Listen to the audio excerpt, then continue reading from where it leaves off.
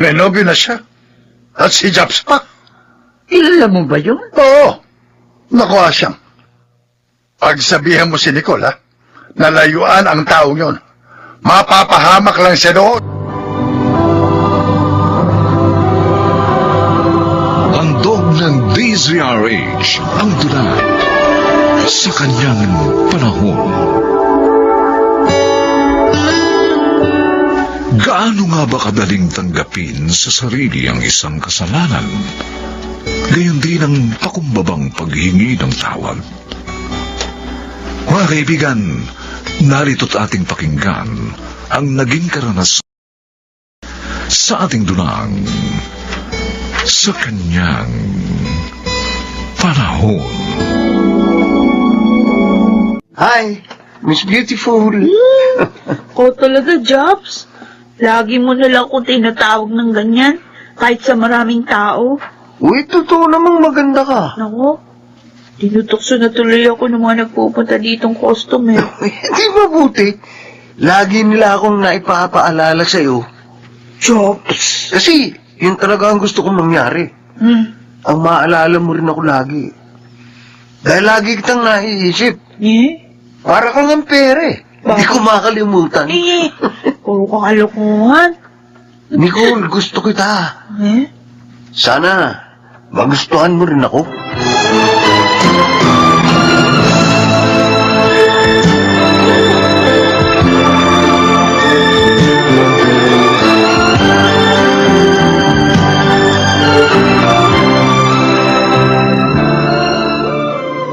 Asyang, gabi na. Bakit ala pa si Nicole? Kanina pa sarado yung karinderya ni Barang. Dumaan ako ron, ha? Madalas ngang gabi na ko umuwi ang batang yung kulas eh. Tinanong mo ba siya kung bakit? Oo. Hindi naman siya nagkaila. Bakit daw? Namamasyal daw sila na nobyo niyang si Japs. May nobyo na siya. At si Japs pa. Kilala mo ba yun? Oo. Naku, Asyang. Pagsabihan mo si Nicole, ha? Nalayuan ang taong yon. Mapapahamak lang siya doon.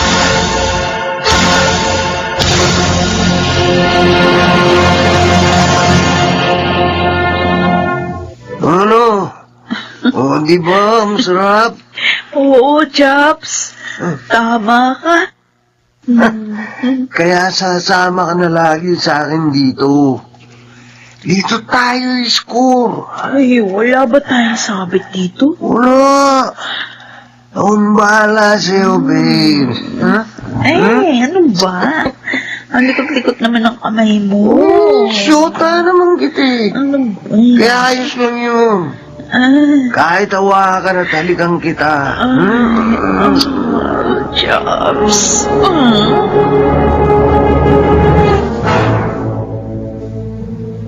Ano? Hindi. Hindi totoong sinabi mo, Bolet. Sorry, Nicole. Pero hindi kita niloloko. Totoo sinabi ko. Hinuli ng mga pulis si Japs kahapon habang nagbebenta siya ng marijuana. Ha? Kaya hindi na siya makakapunta rito ngayon. Si Jobs. Umalis din siya. Naniwan niya rin ako. Wala na pamilya ko. Oo, ganun niya. Sasaktan ako pag nakikita ko yung ganyan ka eh. Ako na lang. Ako na lang maling mo. Ulit. Nicole, matagal na kitang mahal. Ako na lang ipalit mo kay Japs. Pangako, hindi kita iiwan.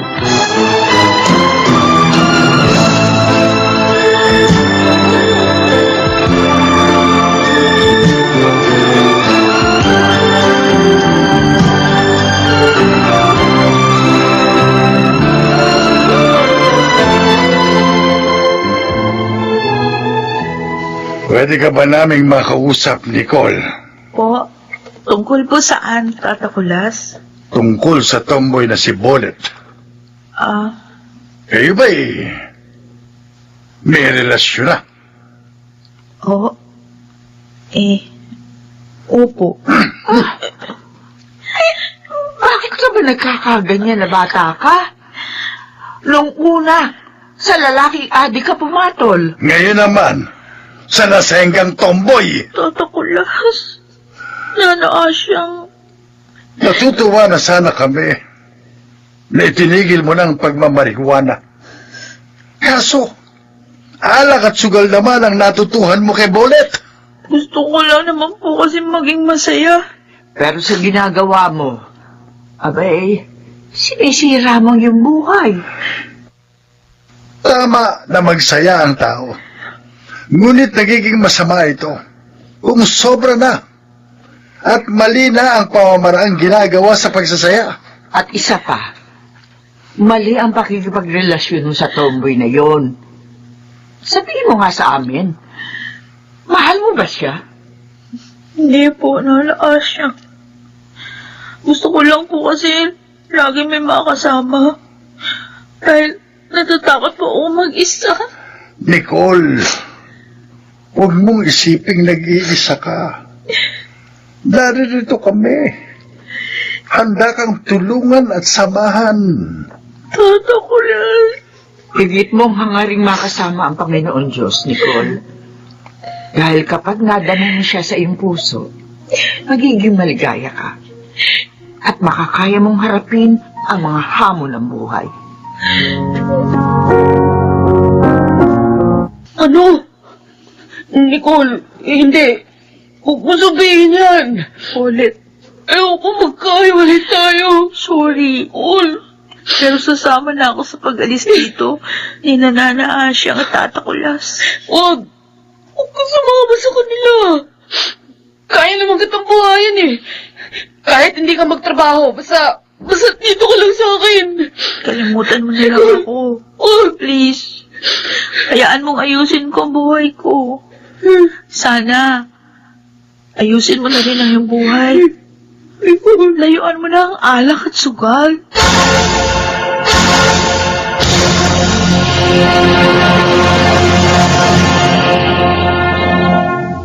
Mula pa nang sumama ka sa amin dito sa Pampanga, Nicole, parang lagi ka na lamang nag-iisip ng malalim.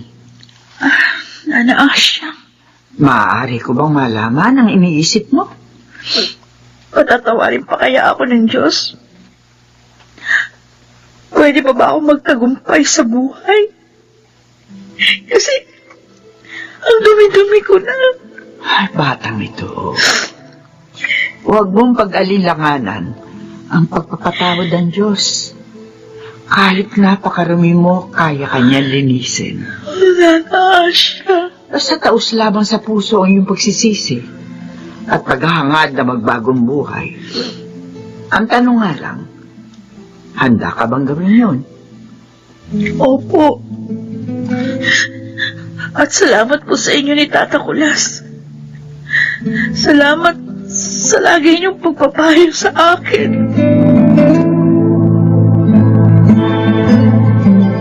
Kumusta, Nicole? Ay, Kuya Julius, ikaw palang sinabi ni Nana Asyang na bisita ko. Oo, kumusta ka na? Ito, may sarili ng beauty parlor. Nag-aral ako ng cosmetology dito at nung makaipon ako ng konti, binuksan ko itong parlor.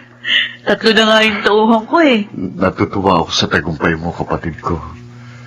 Patawarin mo sana ako dahil iniwan kita noon. Kuya Julius, Tinalo ko ng kapusukan ko, kaya napabayaan kita. tapos na yun. Kalimutan na natin.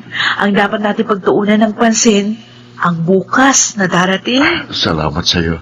Kasama ko nga palang pamilya ko. Oh, Dito na kasi ako magtatrabaho sa Pampanga. aba di mabuti. Makakasama ko na kayo ngayon. Oo nga. Salamat kina Nana Asyang at Tata Kulas. Ginabayan ka nila sa panahong wala ako.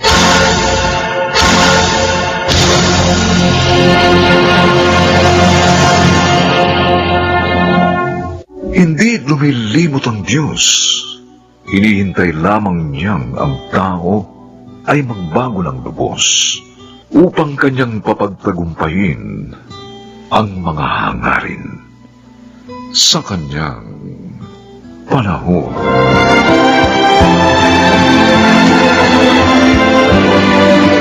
Mga nagsiganap, Rosana Villegas, Phil Cruz, Susan Robles, Bobby Cruz, Lionel Benjamin, at Jeneline de la Cruz.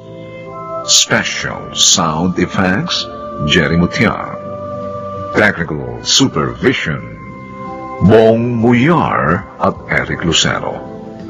Musical Scoring, Buboy Sanoga. Ang kasaysayang ito'y mula sa panulat ni Telma Corporal Alcantara. At sa pinagsamang direksyon ng inyong lingkod, June Martin Legaspi at Bobby Cruz. Sa kanyang panahon.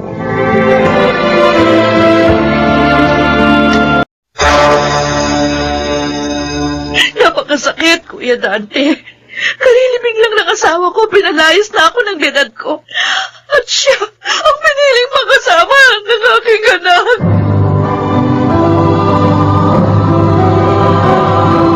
Handog ng DZRH ang tula sa kanyang panahon.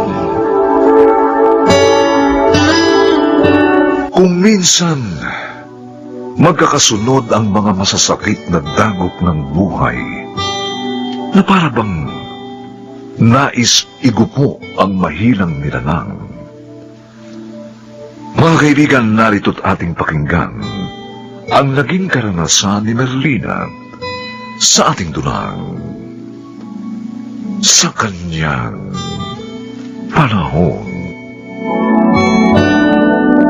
Mabutit narito kayo mag-ina, Merlina. Sheena. Ano pong sasabihin niyo sa amin, Mami Celeste? Huwag mo akong tawaging mami. Dahil hanggang ngayon, hindi kita tinatanggap na manugang. Kaya pala, yun ang dahilan kaya malayo ang loob niyo sa akin. Tama! Tiniis lamang kitang kasama. Alang-alang sa nag-iisa kong anak. Grandma? At ngayon patay ng anak ko. Wala nang dahilan pa para manatili ka pa rito sa pamamahay ko. Pinalalayas niyo na ho kami. Paano pong pag-aaral ko? Huwag kang sumama sa hampas lupa mong ina. Maiwan ka rito at mabubuhay ka na maginhawa sa piling ko. Grandma? O ngayon, Sheena, sabihin mo, sino ang gusto mong samahan? Ako na grandma mo? O ang manggagamit na alilang ito? Sobra kayong masakit magsalita.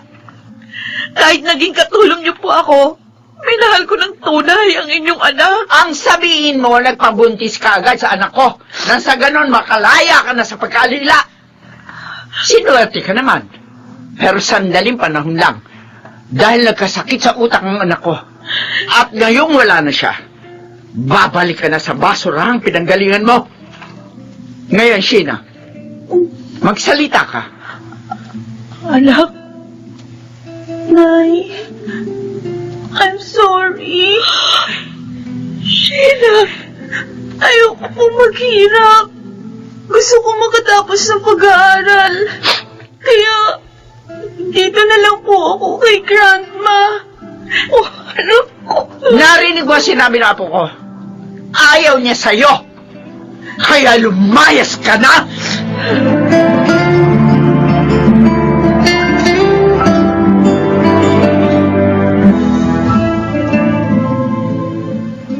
Napakasakit ko yun dati. Kalilibig lang ng asawa ko. Pinalayas na ako ng binad ko. At siya, ang piniling makasama ng aking anak. Tumahan ka na. Wala kang magagawa. Ang anak mo mismong nagpasya. Mas pinahalagaan pa ng anak ko ang yaman ng kanyang lola kaysa ako na kanyang ina. Hindi pa katapusan ng mundo, Marina. Oh, parang gulong ang buhay. Nasa ilalim ka ngayon. Pero ano malay mo bukas? Kasi ibabaw ka na. Kuya Dante. Magpakatatag ka. Sikapin mong buuin pa rin ang iyong buhay. Kahit na nga wala na sa iyong piling ang iyong magama.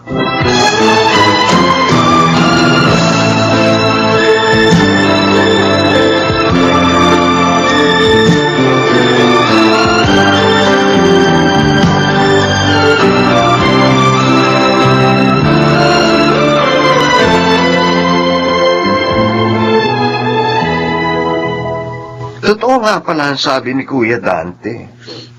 Nagmumukmo ka dito sa kwarto mo. Ikay, bakit ganun? Naging mabuting asawa naman ako kay Conrad. Bakit hindi yun nakita ng mami niya? Makitid talaga ang utak ng biyanan mo. Pwede ba kalimutan mo na yon? Sikapin mo na lang natanggapin ang lahat. Ang isipin mo, mapapabuti sa kanyang anak mo. Sakit. Masakit. Dalawang mahal ko sa buhay ang nawala sa akin. Alam mo ba kung anong pakiramdam ko? Para akong pinagsakluban ng langit at lupa. Hindi mo naman mababago ang lahat. Kahit bahain mo pa ng luha mo itong bahay ni Kuya Dante. Pero ang buhay mo, maaari pang magbago. Pag nagsikap ka. Paano pa ako magsisikap? Hindi naman ako nakaabot ng kolehiyo. Wala na rin ang anak ko. Na siyang inspirasyon ko. Wala na rin ako paglalaanan ng oras. Na lahat. Mabuti pa sumunod na rin ako sa asawa ko. Hoy, Loka. Huwag kang magsalita ng ganyan. Magagalit si Lord. Siya may-ari ng buhay natin. Kaya siya lang ang dapat kumuha nito. O ano pa magagawa ko? Paano pa maling sasaya at magiging makulay ang aking buhay? Ganun patay na ang asawa ko. Iniwan pa ako ng aking anak. Maghuwag ka uli. Para malibang ka. At kumita ka rin. O kaya, magtinda-tinda ka ng kahit ano dyan sa labas ng bahay. O, pwede rin sa online. Tulad nung ginagawa ng iba. Tapos, sumali ka sa mga church activities. Paglaanan mo ng time mo, sigan. At makikita mo, unti-unti kang sasaya.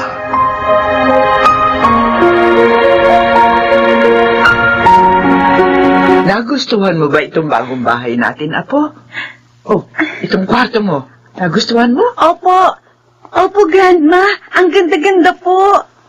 Lumipat tayo rito para mapalayo ka na talaga sa walang kwenta mong ina. At alam mo, ililipat din kita sa isang mas mamahaling eskwelahan. At mayroon driver na maghahatid sundo sa iyo. Talaga po? Magkakaroon ako ng car? Oo, Apo. Lahat ng gusto mo ibibigay ko. Basta maging masunurin ka lamang sa akin. At huwag ka nang tatawag pa sa patay gutom na si Merlina.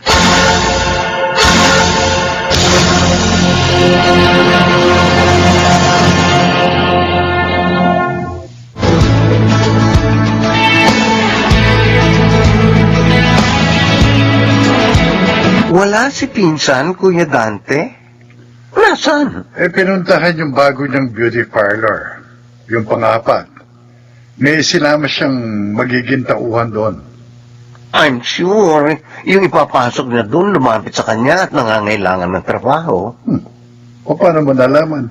Kasi, kompleto na ng tao mga parlor niya. Nakalimutan mo na ba? Akong kanyang assistant. Oo nga pala. Asenso na talaga si Pinsan, no, Kuya? Oo. Bukod sa apat niyang parlor, maganda na rin siyang bahay at sasakyan. Buti na lang. Nakinig siya sa atin. Oo. Hindi siya nagpaalipin sa kalungkutan.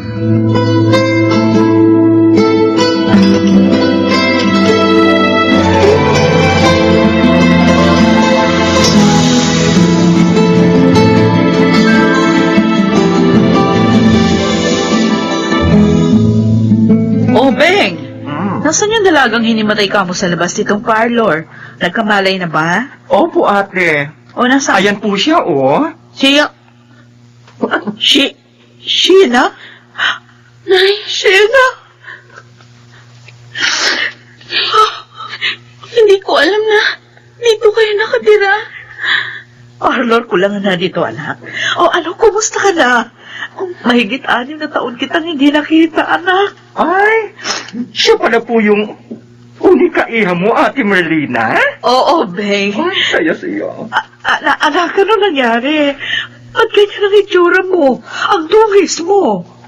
Naulanan po ako kanina. Wala po kasi akong mapuntahan. Ha? Bakit? Ang lola mo? Pinalayas po niya ako, Nay. Ano? Bakit? Kasalanan ko po. Dahil nabuntis po ako ng isang lalaking hindi naman pala ako kayang panagutan.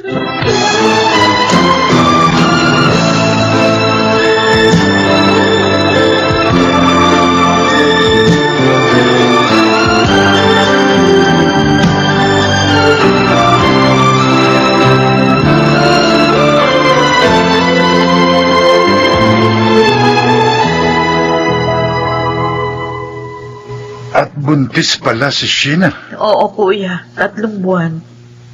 At gusto raw ng lola niya ipaalis ang bata. Pero hindi siya pumayag, kaya pinaalis siya, ganun ba? Oo. Ayaw ng anak ko na dagdagan pa yung pagkakasala niya. Tama naman yun. Alam mo, talagang niloob ng Diyos na sa parlor ko siya maimatay. Para muli kami magkita ng aking anak. Ano ngayon ang balak mo sa kanya? Tutulungan ko siyang makabangon. Isisilang niya ang bata. At ibabalik ko siya sa pag-aaral para makatapos siya ng kolehiyo. Wala na sa'yo ang hinanakit. Kinalimutan ko na yung kuya. At hindi matitiis ng isang ina ang kanyang anak.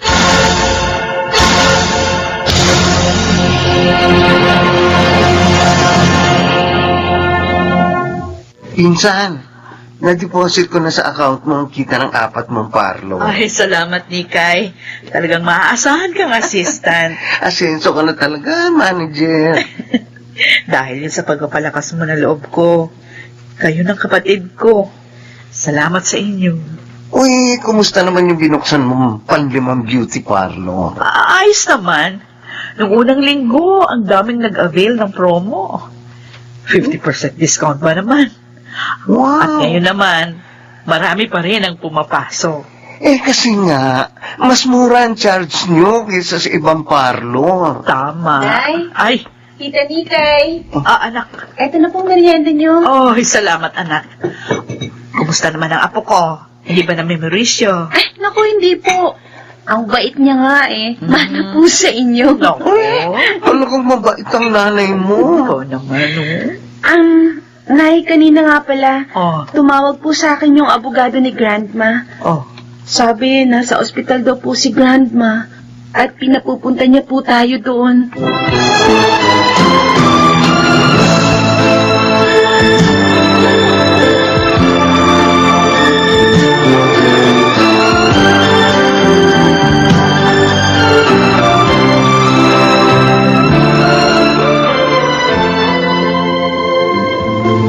Lina. Sheena. Narito po kami ni Inay Grandma. Magpagaling po kayo. Nangihina na ako. Nararamdaman kong hindi na ako magtatagal. Pinahanap ko kayo kay attorney. Dahil gusto kong humingi ng tawad sa inyo. Lalo na sa iyo, Marlena. Patawarin mo sana ako, anak. Mami, nagkamali ako sa paghamak sa iyo. Maging sa pagpapalayaw kay Sheena. Kasalanan ko. Kaya siya napahamak. Ay, kalimutan na natin yun. Hindi naman po ako nagtanim ng galit sa inyo, Mami. Tama po si Inay Grandma. Ang importante po ngayon, nagkakaunawaan na po tayong lahat.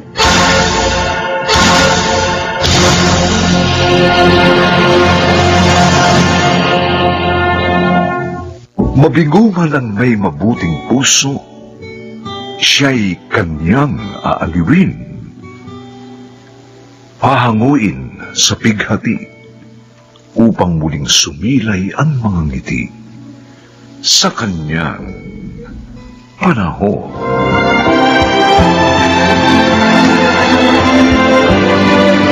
Mga nagsiganap: Rosana Villegas, Jenaline de la Cruz, Susan Robles, Bobby Cruz, Lionel Benamin, at Phil Cruz. Special Sound Effects, Jerry Mutia. Technical Supervision, Bong Muyar at Eric Lucero. Musical Scoring, Buboy Salong. Ang kasaysayang ito'y mula sa panulat ni Telma Corporal Alcantara. At sa pinagsamang direksyon ng inyong lingkod, June Martin Legaspi at Bobby Cruz, sa kanyang panahon. 3 taon na po kaming kasal ni Nico, Itay. At 1 taon na po ang apo niyo sa amin. Hindi ba maaaring kalimutan niyo na ang nakaraan? Hindi ko makakalimutan yon. Hindi siya ang gusto ko para sa'yo. Gangan nga lang, itinanang ka ng lintik na yon. Kaya yan, naghihirap ka sa buhay.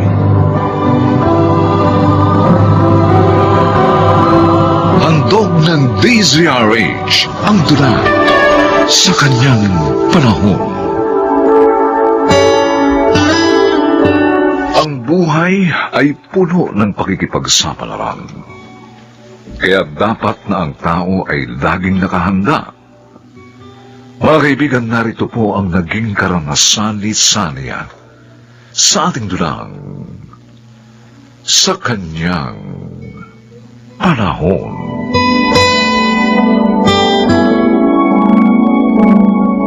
Ang dami mo namang huling isda, Nico, at malalaki. Oo nga, mahal. Sinuwerte na naman ako. Madaragdagan na naman ang ating ipon. Pag naibenta mo lahat to, Magtira ka rin ang para sa atin. At bigyan mo rin sina Tatay Dado at Kuya Joel. ang bait mo talaga. Hindi mo nakakalimutan ang pamilya ko kahit na nga hindi ka naman pansin ng tatay ko. At kung pansinin ka man, sinusungitan ka. Kasi, kung hindi dahil sa tatay mo, wala akong magandang asawa. Kaya bakit ako magagalit sa kanya? Ikaw talaga, puro kabiro. Ba? Hindi ako nagbibiro. Talagang maganda ka. Oh? Napakaganda. At mapalad ako dahil ako ang pinili mo sa dami ng manliligaw mo.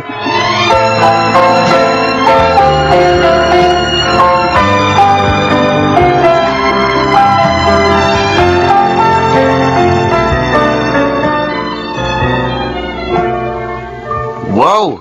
May isda na naman kami. At ang lalaki pa, ha?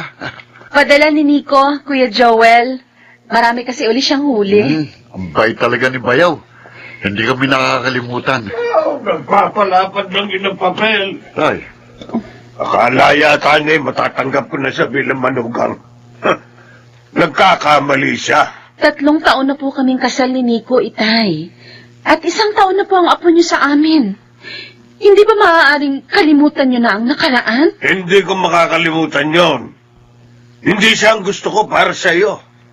Dangan nga lang, itinanang ka ng lintik na yon.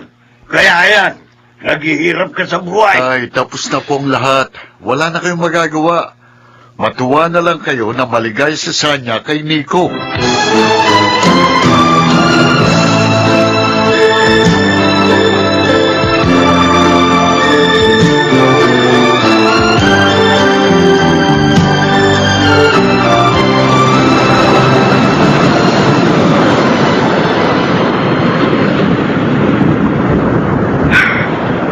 Malayo na palang narating ko.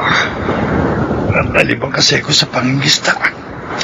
Hindi bale, marami naman akong huli. At ang lalaki uli. Tsaka matutuwa na naman si Sanya dito. Oh, ang lalaki na ng alon dito. Mabuti pa makauwi na. Ha? May malaking alon. Sasalpukin ang bangka ko. Hindi! Hindi!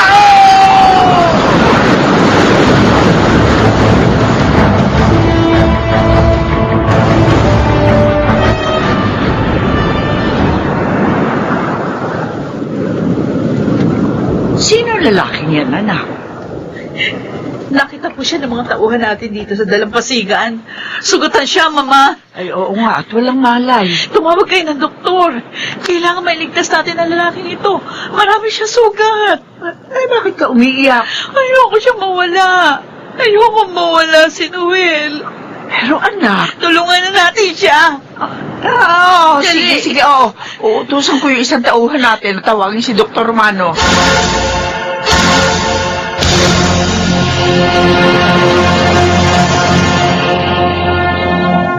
Kayo pala, Itay.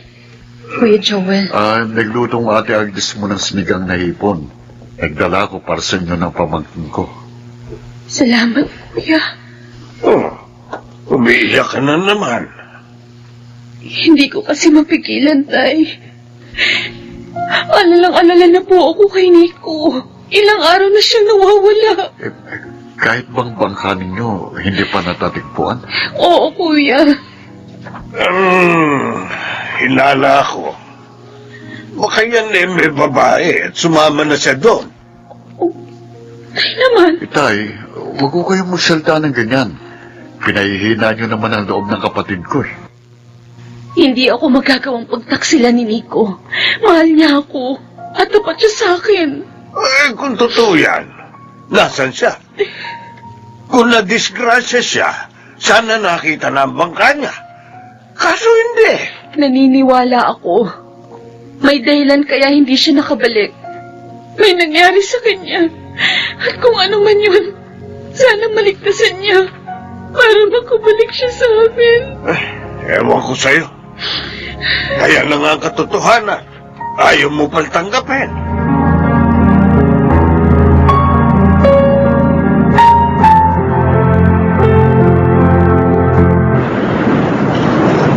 Kanina pa kita hinahanap. Narito ka lang pala sa may dalampasigan, Noel. Hindi Noel ang pangalan ko. Nico. Pasensya na, Rika. Nainip ako sa bahay niyo kaya namasyal ako rito. Ang ganda dito, ano, Noel? Tahimik. Ang linaw ng tubig dagat. Ang puti ng buhangin. Rika, sinabi ko na sa'yo. Ako si Nico, hindi si Noel. Alam ko.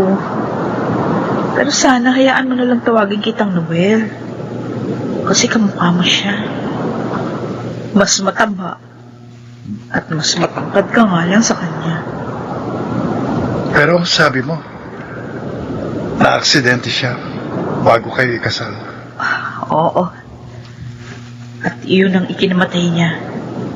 Kaya nga nung makita kitang sugatan, talagang pinilit ko si Mama na tumawag ng doktor. Dahil ayoko mawala ka. Rika, Ayoko matulad ka kay Noel. Dahil mahal kita. Mahal kita, Nico. hindi. Nagkakamali ka lang ng nararamdaman mo. Akala mo lang mahal mo ko, pero ang totoo, yun ay dahil naaalala mo siya sa akin. Hindi ba pwedeng mahalin mo rin ako? Pasensya ka na. Pero may asawa at anak na ako. At natitiyak ko, nag-aalala na sa akin ang asawa ko.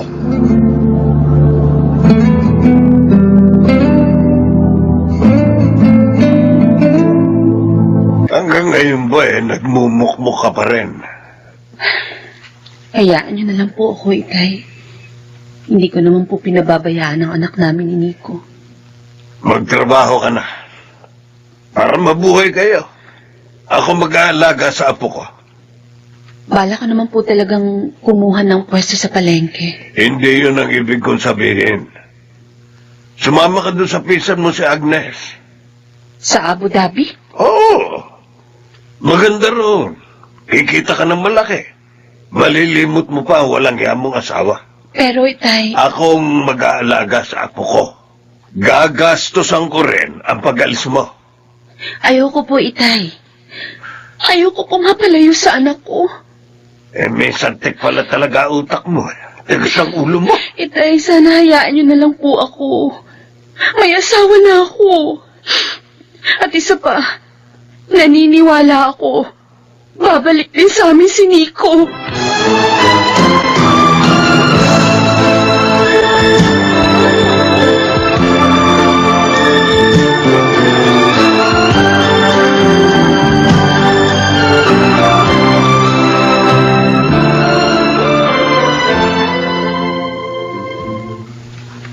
Anong sasabihin mo sa akin, Nico? Aling Flora, gusto ko pong magpasalamat uli sa pagtulong niyo sa akin. Utang ko po sa inyo ni Rica ang buhay ko. Natulungan mo rin ako na malaki, Nico. Mula nang dumating ka rito sa resort namin, nagbalik ang sigla ng aking anak. Hindi na siya nagtatangkang magpakamatay. Kaya ang gusto ko sana, lumito ka na lang. Ho, Mabubuhay ka na maginawa rito. Lalo na kung pakakasalan mo ang aking anak. Kaisa-isa ko siyang tagapagmana rin ko. pero Aling Flora, may pamilya na ako. Alam po niya yun. At mali na buhayin niya sa akin ang isang matagal ng patay. Tama si Nico, Mama. Rika, Hinihintay na siya ng kanyang asawa at anak.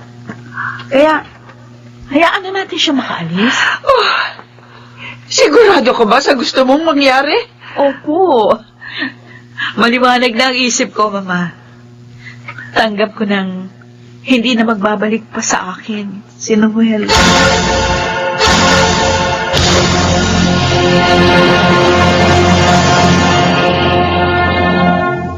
Akala ko hindi ka na darating, Sanya. Ang tagal mo eh. Pinaliguan ko pa kasi si Junior, Kuya Joel, kaya medyo natagalan ako. Ano yung dala mong bag? Narito lahat ng mga kakailanganin ni Junior habang nasa palengke ako. O sige, kami nang bahala dito ng asawa ko at maging sa pamangkin ko. O sige na, magtrabaho ka na. Salamat. Salamat, Kuya. Buti ka pa, nauunawaan mo ko. Dahil nakita ko naman kung gaano ka kamahal ni Nico. Kaya hindi rin ako makapaniwalang ipinagpalit ka niya sa iba. Sana nga, bumalik na siya. Kasi anibersaryo na ng kasal namin bukas. Sana, ibalik na siya sa akin ng Diyos.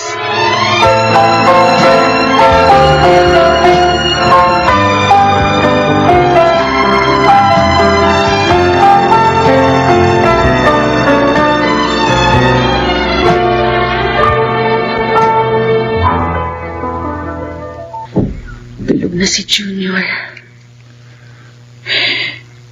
Malapit na rin matapos ang araw na to. Ang wedding anniversary namin ni Nico. Diyos ko. Nasaan po kayang asawa ko? Sana wala pong nangyaring masama sa kanya. At sana naaalala pa rin niya kami. Sanya, Nico! Oh, Nico! Nico! Ikaw na! Salamat! Salamat at nagbalik ka na! Nico! patawarin mo ako sa pagkawala ko. Ano bang nangyari sa'yo? Saan ka galing? Sinalpok ng malaking alon ng bangka ko at napadpad ako sa isang isla na pag-aari ng isang mayamang byuda. Sila ng kanyang anak ang tumulong sa akin. Babae bang anak ng byuda? Oo. Pero huwag kang mag-alala. Wala akong naging ugnayan sa kanya. Alam mo, binigyan pa nga nila ako ng pera eh. Para daw magamit natin sa pagninegosyo. Ano? Bakit? Ikukwento ko sa iyo lahat mamaya. Pero ngayon, ang gusto kong gawin natin, ipagpasalamat sa Diyos ang muli nating pagkikita.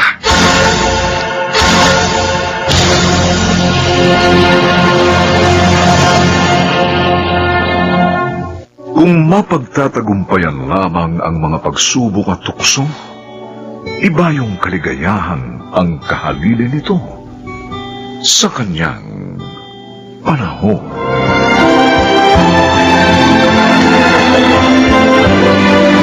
Nagsiganap, Jenaline de la Cruz, Bobby Cruz, Lionel Benjamin, Phil Cruz, Susan Robles, at Rosana Villegas. Special Sound Effects, Jerry Mutia. technical supervision, Bong Muyar at Eric Lucero. Musical scoring, Buboy Salonga. Ang kasaysayang ito'y mula sa panulat ni Delma Corporal Alcantara. At sa pinagsamang direksyon ng inyong lingkod, June Martin Legaspi at Bobby Cruz. Sa kanyang panahon.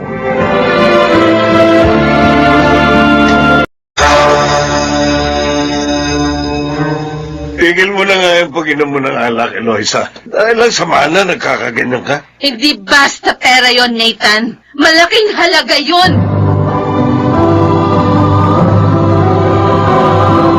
Handog ng DZRH ang tula sa kanyang panahon. Ang kawalan ng pagkakontento at pagiging sakim ay nagiging dahilan ng maraming kaguluhan. Mga kaibigan, narito po't ating pakinggan ang naging karanasan ni Zoe sa ating tulang sa kanyang panahon.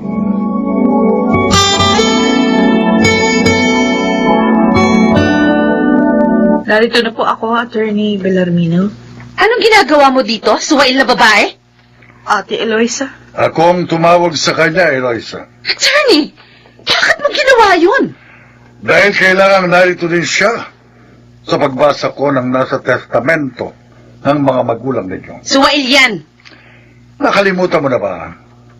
Bago namatay sina Zoila at Alfonso, napatawad nila si Zoe. Attorney, babasahin niyo na ang testamento ni na Mama. Pero, 1 month pa lang nakakaraan nung pumanaw sina Mama at Papa. Iyon ang nakasaad sa kanilang huling pilin. O, sige na. Basahin mo na para matapos na to. Daming satsat. Madali lang naman ito. Dahil ang nakalagay dito, hahatiin ang pantay sa inyong dalawa ang kabuhayan nila Zoila at Alfonso. Ano? At bakit hati? Hindi dapat bigyan ng babaeng yan dahil sinuway niya sina Mama at Papa. Nagpakasal siya sa lalaking ayaw nila. Ate, natanggap na nila si Jim. Ay, sana naman, huwag ka na magalit. Tumigil ka. Attorney, hindi tama ang nakalagay dyan. Mali yan. Wala akong binago sa nakasulat, Eloisa. Makabubuting sundin mo na lamang ito para hindi na magkagulo. Hindi ako papayag. Maghahabol ako sa korte.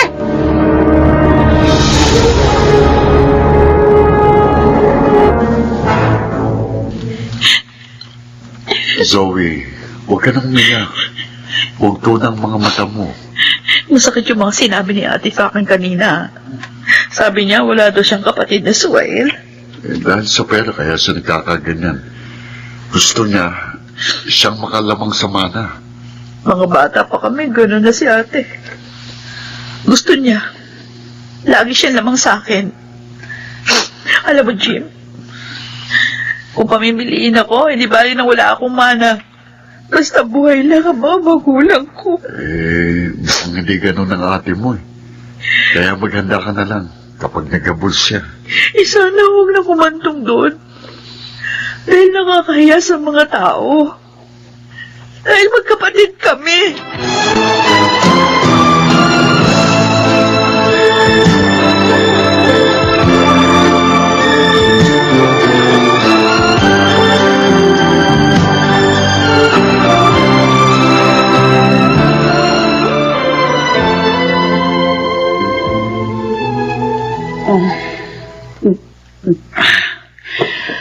Walang hiya. Naging kapantay ko pa. Kahit na naggalit sa kanya mga magulang namin. Iyang yun. Reset. Tigil mo na nga yung pag-inom ng alak, Eloisa. Dahil lang sa mana, nagkakaganyan ka. Hindi basta pera yun, Nathan! Malaking halaga yun! Malaki pa rin naman ang mana mo. Kahit na nga pantay na hinati yun sa inyo. Isa pa, sina Mama ang nagbigay nitong bahay at lupa natin. Maging ang ipinuhunan mo sa business natin. Kaya parang nakalabang ka na rin kay Zoe. Wala naman siyang nakuha sa mga magulang niyo. Hindi! Dapat nga hindi siya pamanahan eh. Ano ka ba naman? Hindi maaaring gusto mo. Kahit pa ang hukuman, hindi ka ayunan. Dahil kapatid mo si Zoe. Gagawa ako ng paraan upang masunod ang gusto ko. Tandaan mo yan!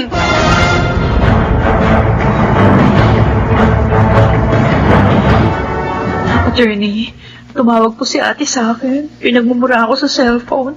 Ginawa niya yun. Opo. Kahit naman noong pa, attorney. Masama na ugali niya si Eloisa eh.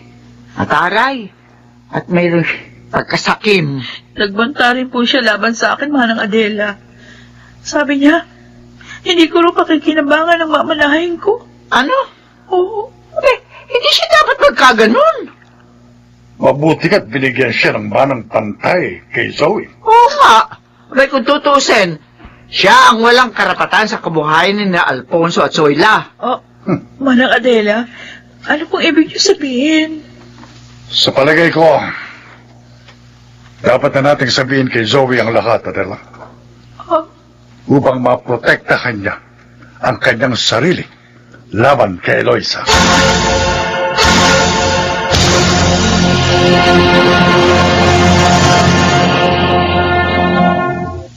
Anong kailangan mo, Eloisa? Pinuntahan mo pa ako rito sa bahay ko. Dire-diretsahin na kita, attorney. Gusto kitang alukin. Alukin? Ang ano? Bibigyan kita ng 10% sa kayamanan ni na mama at papa. Gawan mo lang ng paraan na mawalan ng mana si Zoe. Baliw ka, Eloisa. Hindi ko magagawa ang gusto mo. Ano? Dapat nga pasalamat ka pa. Dahil pinamanahan ka. Kahit na nga, ampun ka lang. Hindi.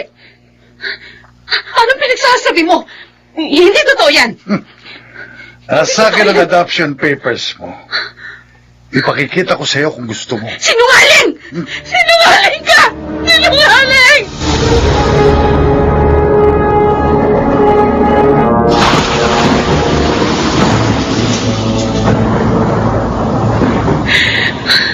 Walang iya ka, Attorney Bellarmino. Walang iya kayong lahat! Magbabayad kayo sa akin. Lalo ka na, Zoe! Ngayong nalaman kong ampun lang ako, wala nang makapipigil sa akin para ipapatay ka!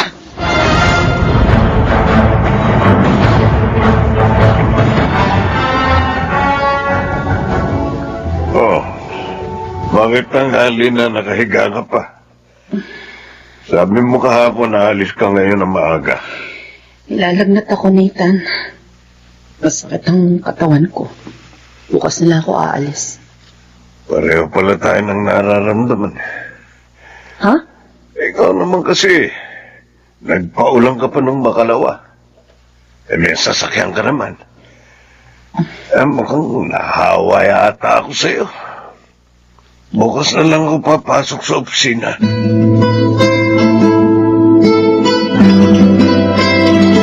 Oh, eto na pong merienda natin, Jim. Manang Adela. Oh, salamat, Iha. Ay naman, pinamerienda niyo pa ako. Ako nag-bake niyan. Manang. Masarap po mag-bake itong miss ko, Manang.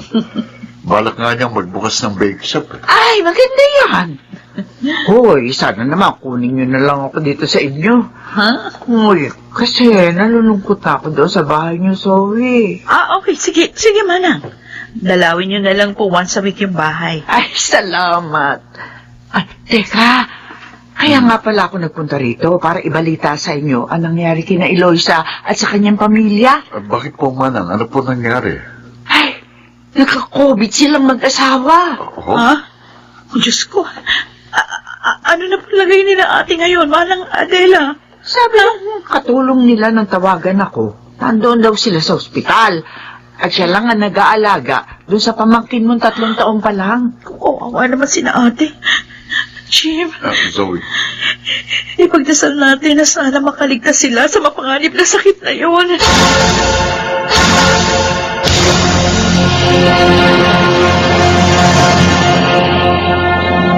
Higit 1 linggo na ako dito, sa ospital. Pero hinang-hina pa rin ako. Mabubuhay pa kaya ako? Kami ni Nathan. Kawawa naman ang aming anak kung may iiwan namin.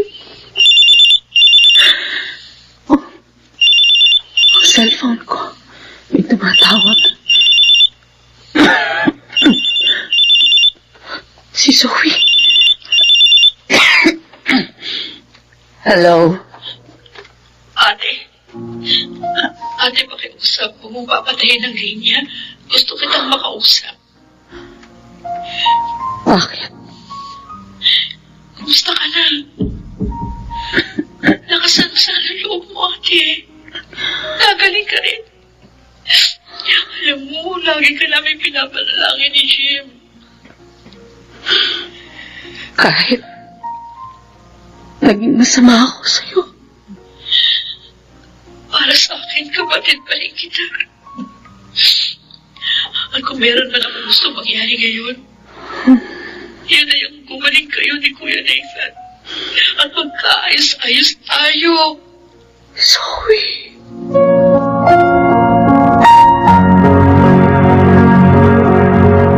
Zoe, love, saan ka pupunta? Kina Ate Eloisa, love. Dadalawin kong pamangkin ko.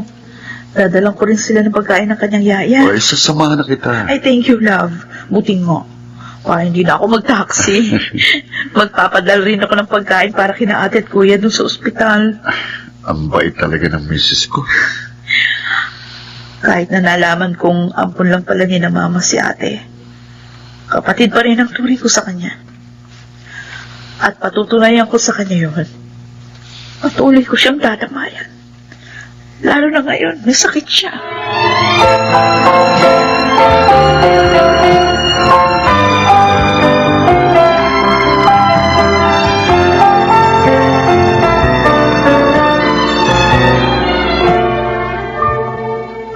Ay, masaya ako. At ligtas na kayo sa sakit na yon, ate. Magaling na kayo. Ako man, Zoe. Salamat sa mga dalangin ninyo. Hinamit ng Diyos na paraan ang pagkakasakit ko upang magliwanag ang isip ko. Ate Elisa. Patawarin mo sana ako, Zoe. Naging sakim ako. Hindi na kontento. Pinagbalakan pa kita ng masama. Lalo na nang malaman kong ampun lang ako. Ate. Pero salamat sa Diyos at sa iyong kabutihan. Ngayon, namulat na ako sa mga pagkakamali ko.